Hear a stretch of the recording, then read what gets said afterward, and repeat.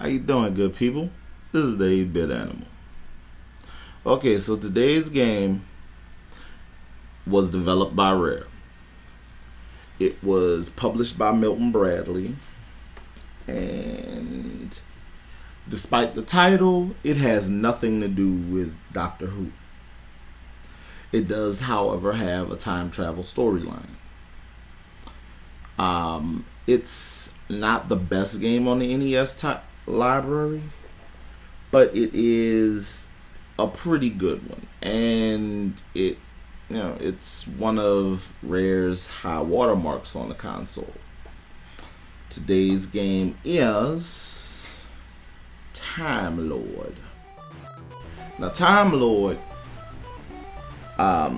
it's awesome because it really, when you look back at the stuff that Rare did, this is a clear-cut example of how Rare's development style and the stuff that they were putting out on the NES didn't fit in that typical American game or Japanese game mold.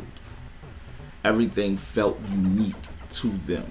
And, while different developers had their own style, this was probably the most recognizable Western style that, it differentiated itself from anyone else making games in the West.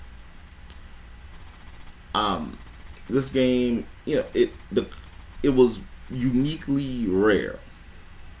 It featured tight control, but the gameplay was loose, if that makes any sense. The soundtrack was incredible for an NES title. David Wise put his foot in it. And the story, while it made sense, though, orbs, I don't know. But you play as the Time Lord, and basically what your objective is, these invaders have come in and they are planning to destroy the world in 1 year. So the game starts on January 1st, and there's an in-game clock that ticks through the year. And you're charged with making it to the last level and beating the game within 1 year of game time, which is, I don't exactly remember how long that is in real world time, but it's not very long.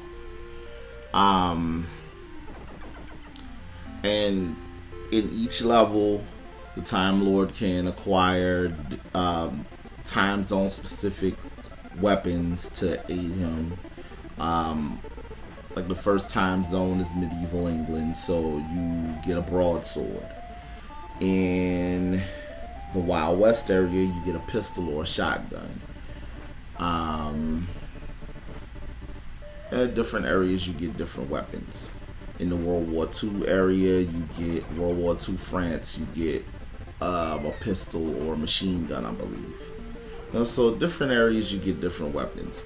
And for all intents and purposes, this game works very well. It does everything it's supposed to. It doesn't do anything out of the ordinary. It works.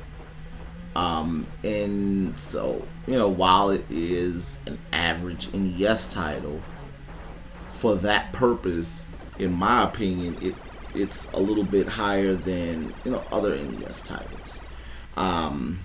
This game is actually a really good entry point when it comes to, people who aren't very experienced with old school games, and they find the difficulty in a lot of old titles daunting.